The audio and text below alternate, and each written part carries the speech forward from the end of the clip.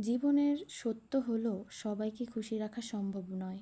সবাইকে খুশি করার জন্য জীবনটা নষ্ট না করে জীবনের স্বপ্নগুলো পূরণের দিকে এগিয়ে যাও।